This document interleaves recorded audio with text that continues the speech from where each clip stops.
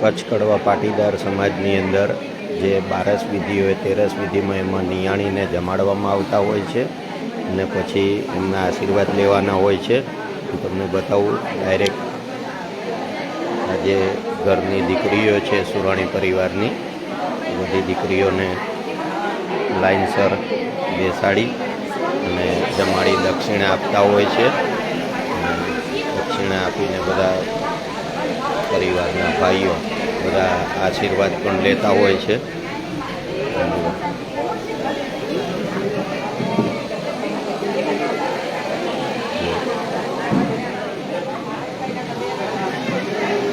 ઘરના બધા પરિવારના સભ્યો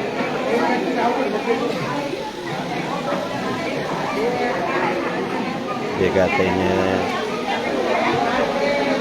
એક કચ્છ કડવા પાટીદાર સમાજની અંદર એક સરસ મજાની પરંપરા છે એ નિયાણીઓને આશીર્વાદ આપવાની, આશીર્વાદ લેવાની પરંપરા ભાગરૂપે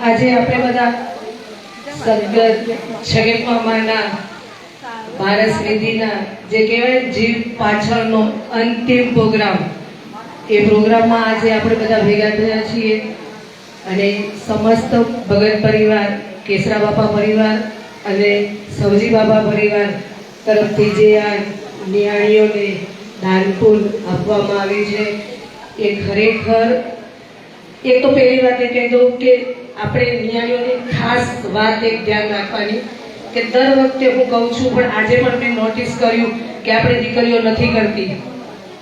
એક વસ્તુ ખાસ કરજો કે જ્યારે આપણો માવિત્ર આપણે દાન આપી અને આપણને પગે લાગવા આવે તો પ્લીઝ એ માવિત્ર ઉપર આપણા બંને હાથ એ માવિત્રના માથા ઉપર રાખીને આપણે આશીર્વાદ આપવાના.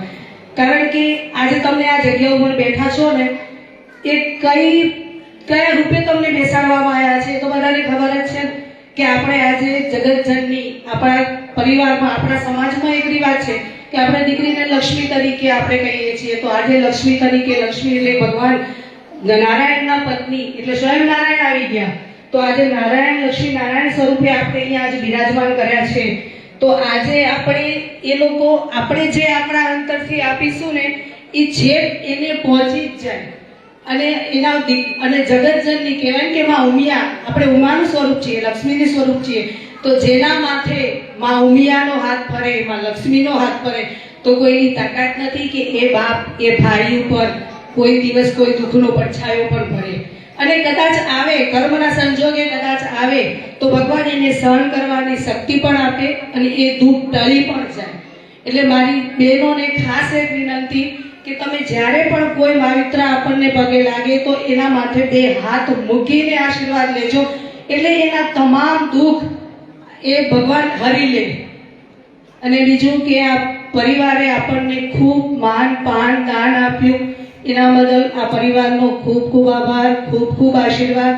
અને બીજું કે જેના નિમિત્તે દાન આપવામાં આવ્યું છે એવી બધી જ નિયાણીઓ તરફથી હું ભગવાન નારાયણને પ્રાર્થના કરીશ કે જે આત્મા અમારા છગન મામા તમારી પાસે આવ્યા છે તો હે ભગવાન એમને તમારા શ્રી ચરણોમાં વાસ આપજો, એને મોક્ષ આપજો અને એમની સદગતિ કરજો.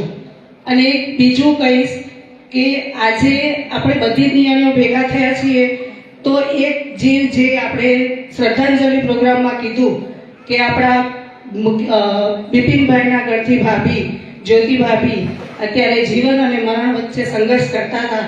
તો હમણાં 2-4 દિવસ પહેલા સારા સમાચાર છે કે એમની રિકવરી ખૂબ સારી આવી છે. પણ આપણે બધી જ નિયાણીઓ આજે અહીંયા બેઠા છીએ તો આજે આપણે એટલી 5 આપણે મૃત્યુંજયના જાપ કર્યા હતા, 5 એ સદગત છગન મામાના આત્મા પાછળ કર્યા હતા. પણ હું અત્યારે આપણે અહીંયા બેઠા છીએ તો 5 મૃત્યુંજયના જાપ આપણે દીકરીઓ કરીએ અને એ ભાભીને જે એના કરતાં પણ વધારે રિકવરી આવે અને ભાભી ચાલતા હાલતા ચાલતા થઈ જાય, બોલતા થઈ જાય.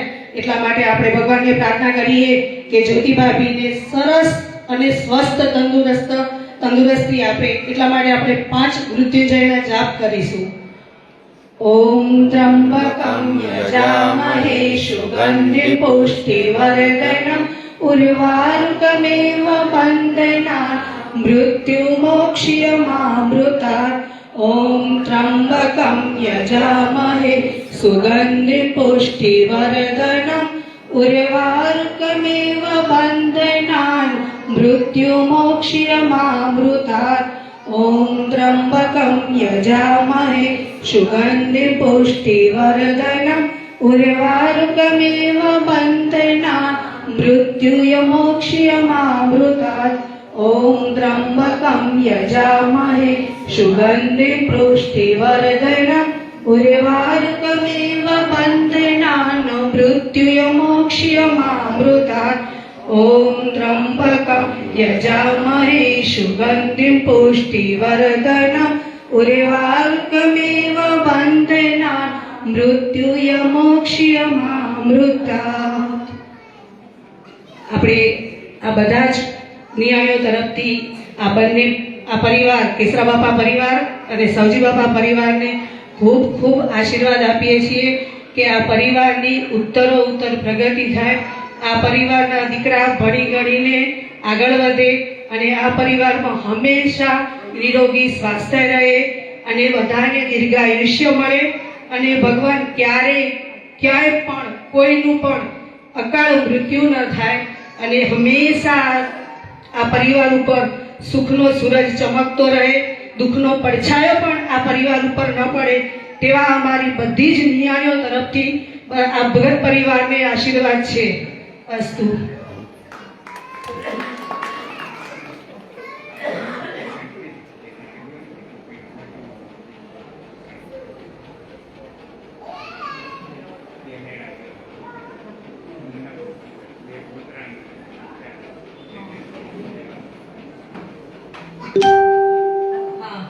આપણા ભગત પરિવારનો આપણો ભાઈ હિતુભાઈ નટુમામા કાપરીવાવ, એમનો દીકરો કેનેડામાં સ્થાયી છે, તો આપણે એમને પણ આશીર્વાદ આપીએ છીએ કે ત્યાં પણ એ સુખ, શાંતિ અને સમૃદ્ધિ પામે અને હંમેશા દૂર હોવા છતાં પણ જો પરિવાર સાથે જોડાયેલો રહે એવા આશીર્વાદ.